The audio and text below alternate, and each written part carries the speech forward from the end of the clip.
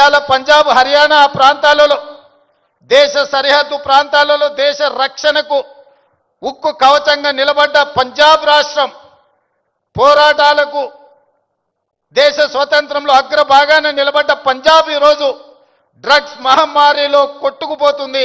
ఇవాళ పంజాబ్ రాష్ట్రం నిర్వీర్యమైంది. అక్కడి యువత బానిసలుగా మారి గంజాయికు డ్రగ్స్కు లోనై ఈరోజు ఆ కుటుంబాలు ఈరోజు అంతులేని దుఃఖంలో మునిగి తేలుతున్నారంటే దీనికి కారణాన్ని మనం ఆలోచన చేయాల్సిన అవసరం ఉన్నది. ఇవాళ ఒకనాడు యుద్ధం అంటేనే పంజాబీ వీరులు యుద్ధంలో ముందు బాగానే నిలబడి దేశాన్ని గెలిపించిన వాళ్ళు. ఈరోజు మరి అలాంటి వీరులున్న పంజాబ్ రాష్ట్రం నిర్వీర్యం అయిపోయి అక్కడి యువత గంజాయి డ్రగ్స్కి బానిసలు అవుతున్నారు అని అంటే ఇది ఎంత వేగంగా మనల్ని కబలిస్తుందో ఒక్కసారి ఆలోచన చేయండి. అందుకే డిసెంబర్ 7, 2023 నాడు బాధ్యత చేపట్టిన తర్వాత ఉన్నతాధికారులను మా మంత్రివర్గ సహచరులను సమీక్షకు పిలిచి స్పష్టమైన ఆదేశాలు ఇచ్చిన ఈ రాష్ట్ర సరిహద్దుల్లో ఎవరైనా కాలు పెట్టాలి అని అంటే 100 సార్లు ఆలోచన చెయ్యాలి. ఈ ప్రాంతంలో అడుగు పెడితే తిరిగి పోము. అది గంజాయి అయినా అది డ్రగ్స్ అయినా ఇంకే రకమైన మాదక ద్రవ్యాలు తెలంగాణ సరిహద్దులను దాటనివ్వద్దు. అవసరమైతే సరిహద్దులు దాటి వాళ్ళ వెన్ను విర్చాలి అని చెప్పి ఈరోజు నేను మా అధికారులకు ఆదేశాలు ఇచ్చిన. ఇవాళ ఈ అంతర్జాతీయ డ్రగ్స్ నియంత్రణ ఈ దినోత్సవం ఈరోజు ఈ కార్యక్రమంలో యువ మిత్రులు రామ్ చరణ్ కావచ్చు, విజయ్ దేవరకొండ కావచ్చు, వాళ్ళు ఎంత బిజీ స్కెడ్యూల్ ఉన్నా ఇవాళ మేమందరం కూడా ఇక్కడ ఎందుకు వచ్చినామంటే ఈ యువతకు ఒక స్ఫూర్తిని ఇవ్వాలి, ఈ యువతకు ఒక సందేశాన్ని ఇవ్వాలి, తెలంగాణ రాష్ట్రం దేశానికి ఆదర్శంగా నిలబడాలి అని. అదేవిధంగా మిత్రులారా, ఈరోజు తెలంగాణ రాష్ట్రం అంటే ఒక ఐటీ హబ్, ఈరోజు తెలంగాణ రాష్ట్రం అంటే ఒక ఫార్మా హబ్, ఈరోజు ఈ తెలంగాణ రాష్ట్రం మీరందరూ మనమందరం ఉండంగా ఇది ఒక గంజాయికో డ్రగ్స్కో హబ్గా మారితే మనందరము ఈరోజు విఫలమైనట్టే, తెలంగాణ రాష్ట్రానికి అన్యాయం చేసిన వాళ్ళం అవుతాం. అందుకే ఈరోజు ఏ పాలసీ లేని తెలంగాణ రాష్ట్రానికి స్పోర్ట్స్ పాలసీని తీసుకొచ్చినాం. యువతను సరైన మార్గంలో పెట్టాలి, వాళ్ళకు అవకాశాలు కల్పించాలి, వాళ్ళను అభివృద్ధి పదం వైపు నడిపించాలి. అందుకే నూతన విధానం ద్వారా యంగ్ ఇండియా స్కిల్స్ యూనివర్సిటీని తీసుకొచ్చినాం. ఈరోజు ప్రతి సంవత్సరం 1,10,000 మంది ఇంజనీరింగ్ విద్యార్థులు గ్రాడ్యుయేట్స్ అవుతుంటే 1,10,000 మందికి ఇంజనీరింగ్ పట్టాలు ఇస్తున్నాం. కానీ వాళ్ళకు సరైన సాంకేతిక పరిజ్ఞానాన్ని సరైన అనుభవాన్ని మనం అందించలేకపోతున్నాం.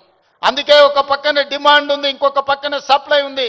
కానీ డిమాండ్ సప్లై మధ్యలో there is an gap between demand and supply.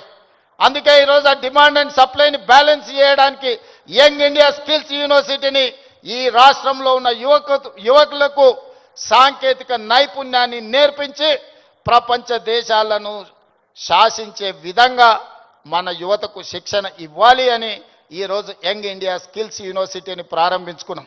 అదేవిధంగా ఒలింపిక్స్ చూసిన తర్వాత నేను కొన్ని దేశాలు వెళ్ళొచ్చిన. సౌత్ కొరియా 4 అంటే ఒక హైదరాబాద్ జనాభా ఎంత ఉంటుందో అంత జనాభా ఉన్న ప్రాంతంలో ఈరోజు ఒలింపిక్స్లో 32 మెడల్స్ వచ్చినాయి. 32 గోల్డ్ మెడల్స్లో ఒకే ఒక సౌత్ కొరియన్ స్పోర్ట్స్ యూనివర్సిటీ అని ఒక 30 ఎకరాలలో ఉన్న యూనివర్సిటీలో 16 గోల్డ్ మెడల్స్ వచ్చినాయి. 16 గోల్డ్ మెడల్స్లో ఒక అమ్మాయికి 3 గోల్డ్ మెడల్స్ ఒలింపిక్స్లో సాధించింది.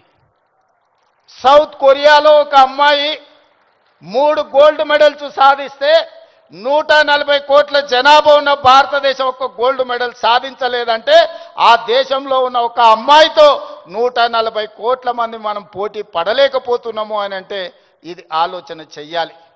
అందుకే ఈరోజు వీటన్నిటిని చూసినాం. ఆస్ట్రేలియన్ యూనివర్సిటీ, సౌత్ కొరియన్ యూనివర్సిటీలతోని ఒప్పందాలు చేసి అక్కడి నుంచి కోచ్లను, అక్కడి నుంచి నిపుణులను రప్పించి తెలంగాణను ఒక స్పోర్ట్స్ హబ్గా తీర్చిదిద్దాలి అని యంగ్ ఇండియా స్పోర్ట్స్ యూనివర్సిటీని ఈ మధ్యలోనే మనం పాలసీని అడాప్ట్ చేసుకున్నాం. రాబోయే రోజుల్లో తెలంగాణ రాష్ట్రం అంటే ప్రపంచ దేశాలు క్రీడల శిక్షణ ఇవ్వడానికి హైదరాబాదు నగరానికి వెళ్ళాలి అనే విధంగా దీన్ని అభివృద్ధి పదం వైపు నడిపించాలని ఈరోజు స్పోర్ట్స్ పాలసీని తీసుకొచ్చినాం. అందుకే ఈరోజు మీరందరూ ఆలోచన చేయండి, మీరందరూ భాగస్వాములు కాండి. ఈ రాష్ట్రాన్ని బలంగా నిర్మించినప్పుడే ఈ దేశం బలపడుతుంది. ఈ దేశం బలపడ్డప్పుడే ప్రపంచ దేశాలతో పోటీ పడగలుగుతాం. ఈ రోజు మనం అందుకే తెలంగాణ రైజింగ్ 2047 అని ఒక విజన్ డాక్యుమెంట్ను, ఒక విజన్ని మనం ఈరోజు తెచ్చుకోవాలని అనుకుంటున్నాం. ఈ విజన్లో భాగంగా క్రీడలలో రాణించడమే కాదు, ఆర్థికంగా బలపడాలి. 10 సంవత్సరాలలో $1 ట్రిలియన్ ఎకానమీకి రీచ్ అవ్వాలి. 22 సంవత్సరాలలో $3 ట్రిలియన్ ఎకానమీకి తెలంగాణ రాష్ట్రాన్ని ముందుకు తీసుకువెళ్ళాలి అని చెప్పి ఈరోజు తెలంగాణ రైజింగ్ 2047 విజన్ డాక్యుమెంట్ని మనం ప్రణాళిక చేసుకుంటున్నాం.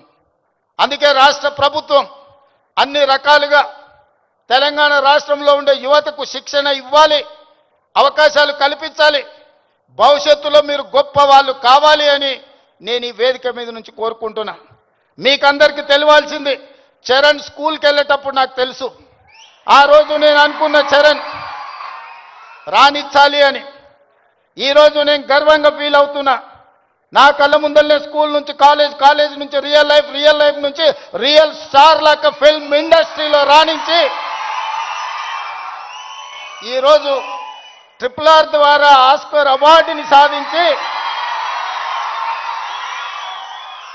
దేశానికి ఒక గౌరవాన్ని తెచ్చిపెట్టింది.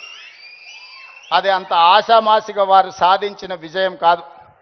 చిరంజీవి గారి పేరుంటే మనందరం మన ఇళ్లలో జరిగే ఫంక్షన్లకు ఆహ్వానిస్తాం, కానీ ఆస్కార్ అవార్డు మనం ఇయ్యలేం.